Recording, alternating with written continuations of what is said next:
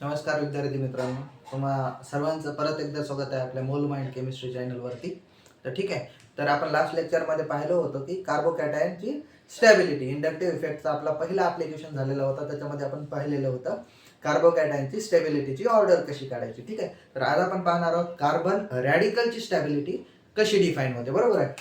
तर आपण बघा, पहिल्या लेक्चरमध्ये सांगितलं होतं जे आपला कार्बन रॅडिकल जो फॉर्म होतो होमोलायसिसमुळं, ठीक आहे, आणि त्याच्यावर एक डॉट दिलेला असतो, म्हणजे तो ऑड इलेक्ट्रॉन असतो.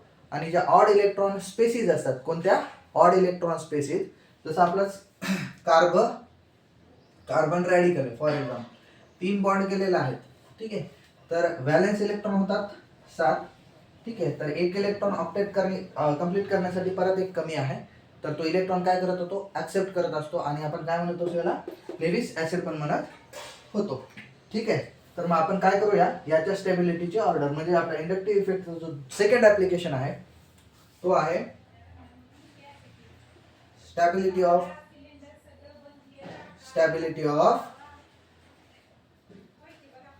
Carbon radical. ठीक आहे, बघा, stability of carbon radical for example मी तुम्हाला एक जनरल एक्झाम्पल घेऊन सांगतो. CH3 CH2 CH2 रॅडिकल आहे. दुसरा एक रॅडिकल आहे CH3 CH2 आणि CH2 रॅडिकल आहे. या ठिकाणी आपण एक CH3 ग्रुप घेऊया.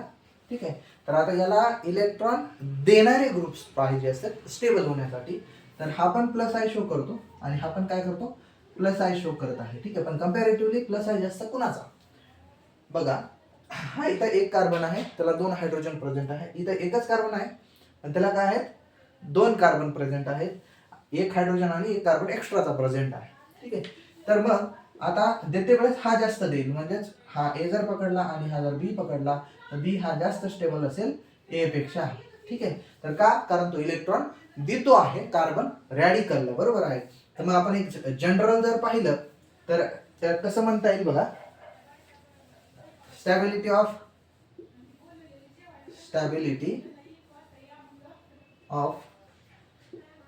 Carbon radical is directly proportional to plus I groups.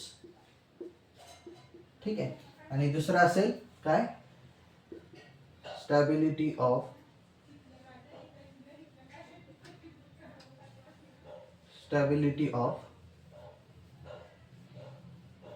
Carbon radical is inversely proportional to minus I groups. ठीक आहे, जर मायनस आय ग्रुप्स प्रेझेंट असतील जिथं कुठं कार्बन रॅडिकल आहे, तो काय करत असतात, म्हणजे ते ग्रुप काय करतात, त्याला अनस्टेबल करण्याचा प्रयत्न करत असतात. ठीक आहे,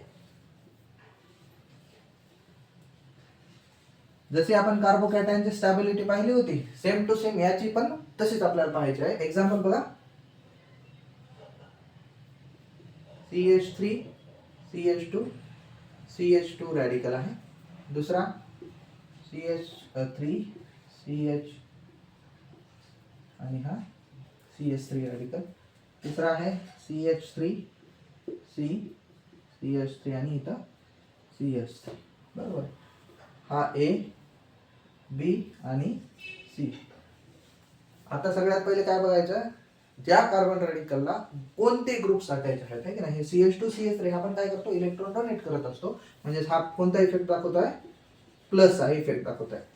हा बघा, इथं काय, हा बघितला तर तुम्ही हा प्रायमरी झाला. कोणता झाला, प्रायमरी कार्बन रॅडिकल, म्हणजे तो एकाच कार्बनला अटॅच आहे. इथं जर पाहिलं कार्बन रॅडिकलच आहे पण कितीला अटॅच आहे, 2 कार्बनला ऍडजस्टंट अटॅच आहे, म्हणजे हा कोणता झाला, सेकंडरी. हा कुठला झालाय, प्रायमरी. हा झालाय सेकंडरी. हा झालाय टर्शियरी. म्हणजेच हा जो कार्बन रॅडिकल आहे तो बाकीच्या 3 कार्बनला अटॅच आहे, म्हणून आपण त्याला टर्शियरी म्हणत असतो. आणि अशा केसमध्ये हे पण प्लस आय ग्रुप आहेत, हे पण प्लस आय ग्रुप्स आहेत. अशा केसमध्ये काय करायचं, जे टर्शियरी असतो तो जास्त स्टेबल असतो, म्हणजे त्याला देणारे ग्रुप्स जास्त प्रेझेंट आहेत, है की नाही. त्याच्यामुळे आपली जी ऑर्डर येईल ती काय होईल, C B आणि E. सगळ्यात जास्त स्टेबल कोण असेल, आपला C असेल. दुसरा पाहूया, CH3 CH2 CH2 radical, CH3 CH CH2 radical, CH3 CH NO2 CH2 radical. अजून एक घेऊया CH3 CHO minus CH2 radical. आता हे बघा कंपॅरिझन करूया A B C आणि D. ठीक आहे. याच्यामध्ये प्लस आय शो होत आहे म्हणजे हा प्रायमरी आहे, हा प्लस आय जास्त आहे. ठीक आहे कंपॅरेटिव्ह टू दिस, कारण एक मिथाइल ग्रुप जास्त आहे. NO2 हा मायनस आय शो करत असतो म्हणजे हा काय करेल, खेचल इलेक्ट्रॉनला आणि त्याला डिस्टेबल करेल. हा प्लस आय करतो, आपण ऑर्डर मध्ये पाहिलं होतं आणि H मायनसच्या नंतर O मायनस येतो म्हणजे हा काय करतो, सगळ्यात जास्त देण्याचा प्रयत्न करत असतो. ठीक आहे. तर बघा आता देणारा जास्त, हा ऑर्डर मध्ये जास्त येतो आपला D. या देणारेच आहे ते म्हणजे स्टेबलच करायला, पण जास्त सी स्टेबल करतो कारण मिथाइल ग्रुप एक्स्ट्राचा प्रेझेंट आहे म्हणजे हा इथं काय येईल बी येईल, त्याच्यानंतर येईल ए आणि सगळ्यात शेवटी येईल आपला सी. ही होईल त्या कार्बन रॅडिकलच्या स्टेबिलिटीची ऑर्डर. नेक्स्ट पाहूया.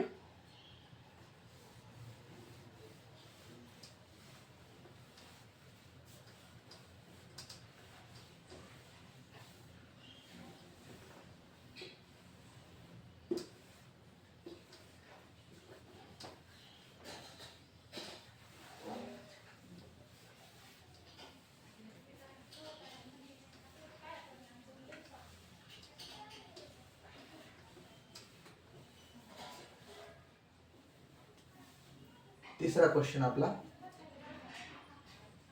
हा कार्बन रॅडिकल आहे. ठीक आहे, हा पण कार्बन रॅडिकल आहे, पण इथं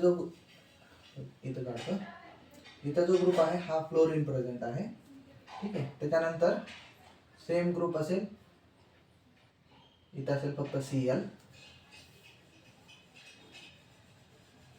इथं असेल Br. बघा चार मध्ये आपल्याला कंपॅरिझन करायचं आहे, ए बी सी आणि डी.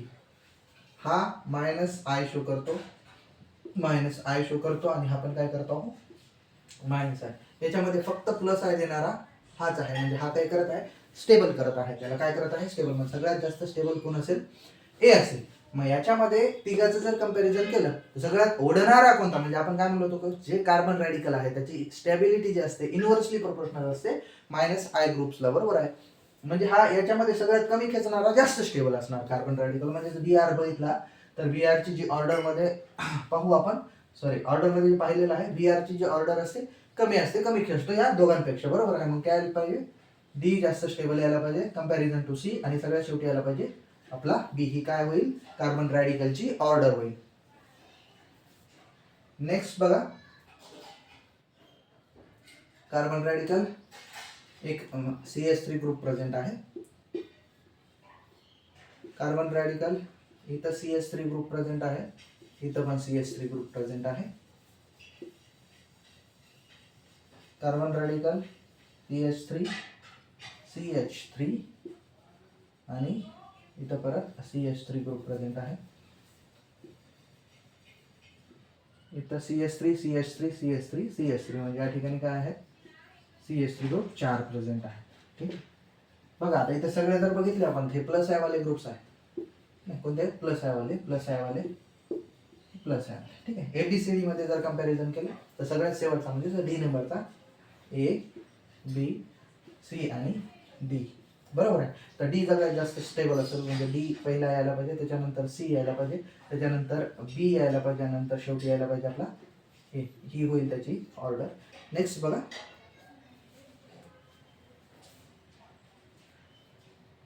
सेम घेऊया groups change. NO2 radical fluorine radical O minus, तर रॅडिकल हे इथे येईल आपला CH3. ठीक आहे. कंपॅरिझन करायचं आहे, हा ए बी सी आणि बी. ठीक आहे. आता बघा हा मायनस आय शो करतो, हा पण मायनस आय शो करतो. ठीक आहे. त्याच्यानंतर इथं आहे O मायनस, आपण बघितलेलं हा काय करतोय प्लस आय शो करतोय, आणि हा पण काय करतो प्लस आय शो करतोय. ऑर्डर नुसार प्लस आय वाले स्टेबल करतात आणि मायनस आय वाले डिस्टेबल करतात. तर मग प्लस आय मध्ये स्टेबल बघा डी आणि सी मध्ये ओ मायनस जास्त पॉवर वाला असतो, जास्त प्लस आय शो करत असतो, म्हणजे सी जास्त स्टेबल यायला पाहिजे कम्पॅरिझन टू डी.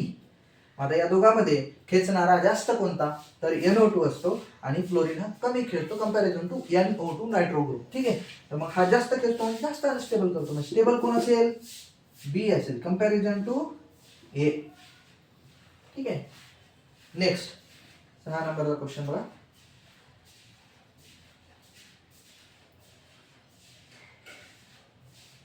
इथं CH3 ग्रुप प्रेझेंट आहे आणि इथं रेडिकल आहे.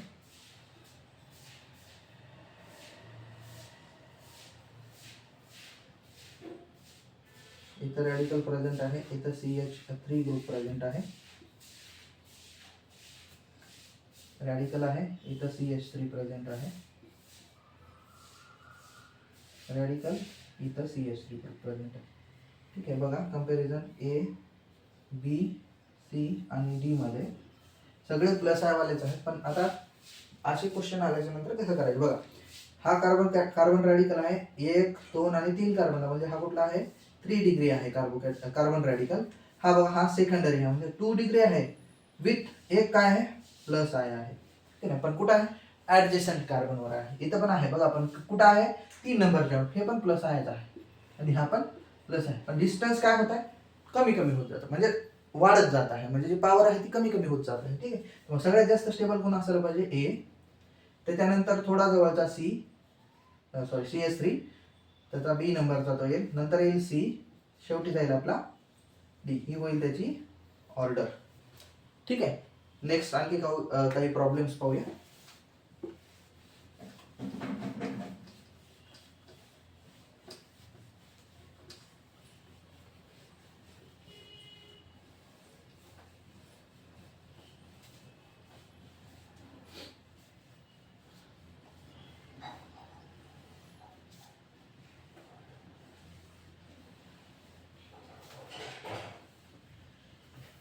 बघा 7 नंबरचा, इथं रेडिकल आहे, इथं तुमचा एक फ्लोरीन प्रेझेंट आहे, सेम रॅडिकल आहे, इथं तुमचा Cl प्रेझेंट आहे, सेम रॅडिकल तुमचा इथं Br प्रेझेंट आहे, सेम रॅडिकल इथं फक्त I प्रेझेंट आहे.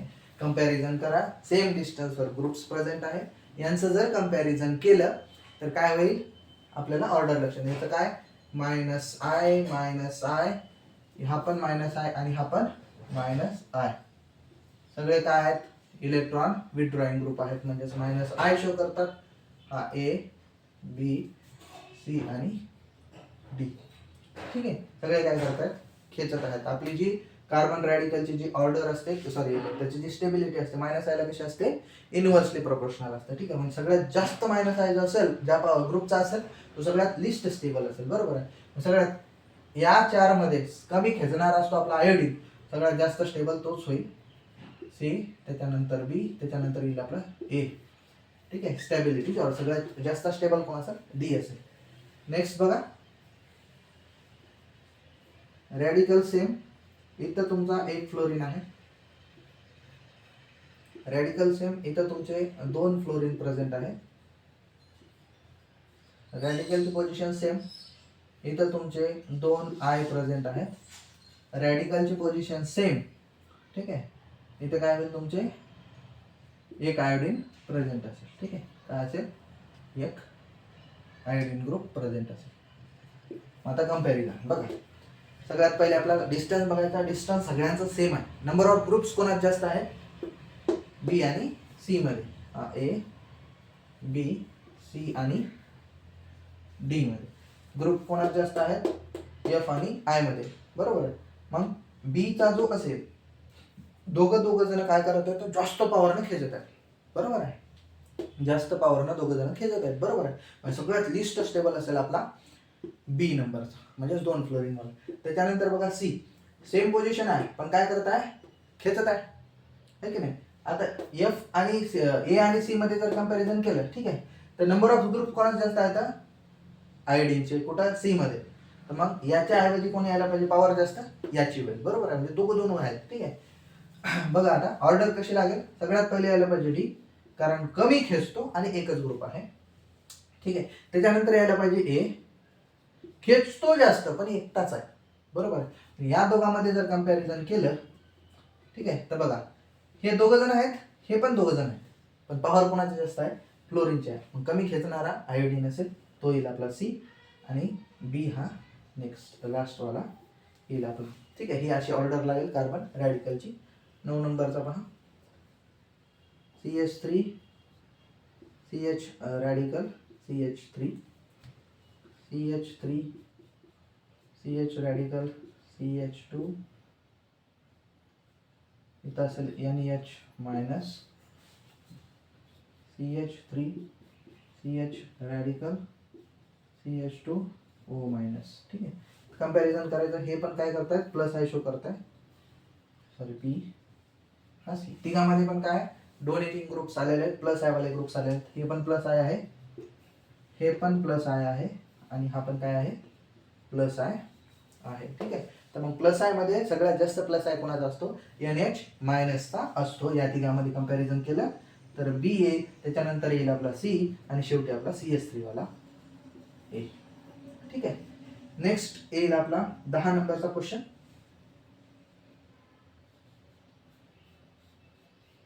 रॅडिकल आहे NO2, रॅडिकल क्लोरीन, रॅडिकल इथं क्लोरीन येईल, आणि एक लास्ट घेऊ रॅडिकल, इथे येईल आपला आयोडीन. ठीक आहे, मग आता हे 4 ऑप्शन्स आहेत ABCD. ठीक आहे, तर ते का बघा, NO2 सगळ्यात जास्त पॉवर असते या कंपॅरिझन मध्ये तिघांच्या. ठीक आहे, क्लोरीन नेक्स्ट नंबरला पॉवर मध्ये येतो, Cl येतो, आणि शेवटी सगळ्यात आय येईल. म्हणजे सगळ्यात कमी खेचणारा कोण आहे, तर आपला आयोडीन आहे, तर त्याची स्टेबिलिटी सगळ्यात जास्त येईल, म्हणजे डी पहिले येईल, त्याच्यानंतर येईल तुमचा सी, त्याच्यानंतर येईल आपला बी, आणि सगळ्यात शेवटी असेल आपला ए. कारण NO2 काय आहे, मोस्ट विड्रॉइंग करतो, मोस्ट म्हणजे जास्त विड्रॉ करतो कंपॅरिझन टू धिस अदर 3. त्याच्यामुळे काय होईल, ते अनस्टेबल करेल जास्त, है की नाही.